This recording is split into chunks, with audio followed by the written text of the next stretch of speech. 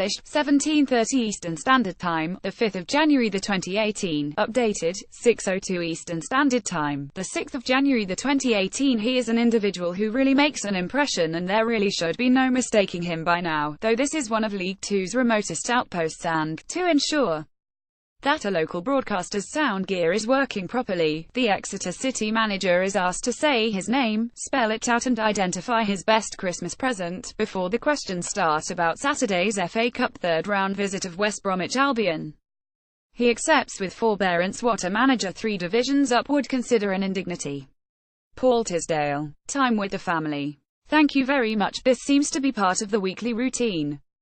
He's been here since before first light, leaving his home north of Bath at 6:30 a.m. for the hour-and-a-half drive across rain-soaked Cotswold roads to the Cat and Fiddle training ground, so called because a nearby pub has the same name of Exeter City's manager. Paul Tisdale remains dedicated to the League Two club's cause, has become hardwired to the same routine after a shade less than 12 years in the job. Only Arsene Wenger has managed a club for longer in the professional leagues. It's the week in which Mark Hughes, whose team are 3 points off the Premier League's 12th spot, has come under unsparing scrutiny, and in which people have asked if today's visiting manager Alan Pardew has lost it, after no wins in his first 8 games at a new club. But all of it all seems a million miles away from this place. I'm a little bit detached, says Tisdale. I've not had my eye to the world of looking for a job, where everybody is after the next thing before they've got hold of the first thing. This man of supreme sartorial elegance and panache has sported tweed jackets, cravats, deerstalker hats, been there, worn it and got the Ted Baker t-shirt, as someone once memorably put it. But what's even more striking is the picture he paints of how the targets become more sophisticated when you actually begin to find the security which is now so pitifully elusive in football. Tisdale is England's second longest-serving manager, behind Arsenal's Arsene Wenger for a time, back in 2006, when he had taken over an Exeter side marooned in the conference. There was the usual survival and win-at-all-costs instinct, making sure I didn't put myself in a vulnerable situation, because you've heard all about how short-term a manager's first job can be, and then, with security, comes a capacity to buy more players for what they will yield tomorrow, rather than today. You can be more bullish in how you recruit, Tisdale says. The primary aim starts to become the health of the club, then developing players to sell, which become a major source of income. And then winning matches, which flows from that. The numbers tell the story. The 44-year-old has virtually a net spend on players and coaching staff across the tenure in which he has taken Exeter to 8 in League One and to Wembley twice. The last 18 months have taught him that no one is immune from the profession's usual ravages. Though his side started last season badly, were bottom of League Two in November 2016, and the supporters' trust, which owns the club, issued the board with directions to serve notice on his rolling 2-year contract, effectively telling him they wanted no guarantees he would be manager beyond this summer. That grim autumn 2016, when Exeter could not buy a win, looks very different on hindsight.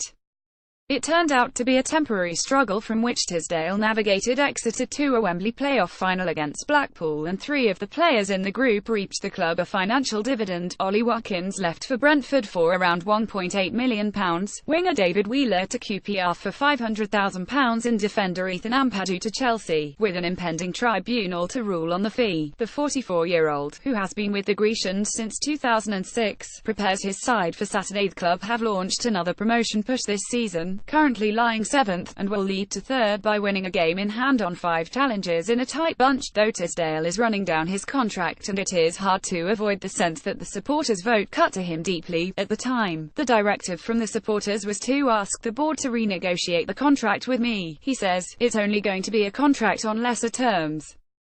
They knew as well as I did that wasn't going to happen. Supporters at all clubs say they want a healthy club, but when it comes down to it, they all want to win games. In a sense, management is constantly about having the courage to prevail with a plan. When the supporters demand something else, say you're 1-0 down with 10 minutes to go. Tisdale explains in the highly acclaimed study of management, Living on the Volcano, by journalist Michael Calvin, you're desperately trying to get that goal, blocking the supporters out because they think about it for 2 hours every week and then they go home. You think about it 16 hours a day. At that point it's very easy for a manager to think, I want someone on the pitch to reflect what that lot behind me are thinking. They're usually saying, F********** get stuck in. So, to take off the player who is putting himself about, running everywhere, and putting tackles in but doing all the wrong things, my God, you've got to be brave. And I know I'm brave. Exeter host Alan Pardew's West Brom in their FA Cup third-round tie on Saturday afternoon, but his outlook has changed since he found his job on the line those 18 months ago. It comes more about results, he says. It has to be more short-term. I'm here this season, serving the notice on my contract, and we're in negotiations about the future. I'm open-minded. I'll do my best to give myself some good options, but it's not just about me. I want investment here, facilities. He employs what might be described as the Carlisle United test to be sure that the club and the team are operating as it should. It's our longest trip from here, he says. If you lose a game there and still enjoy the company of your colleagues on the way back, you know you're in the right place. The test has stretched them at times. Exeter were relegated from League One at Carlisle 6 years ago.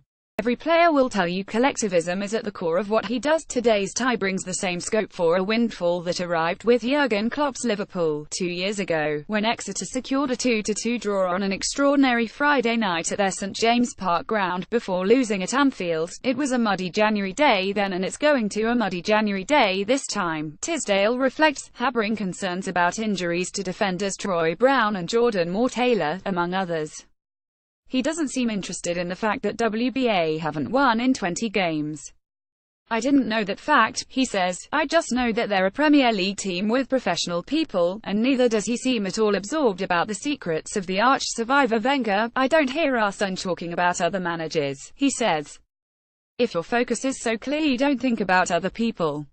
You don't wonder about their teams.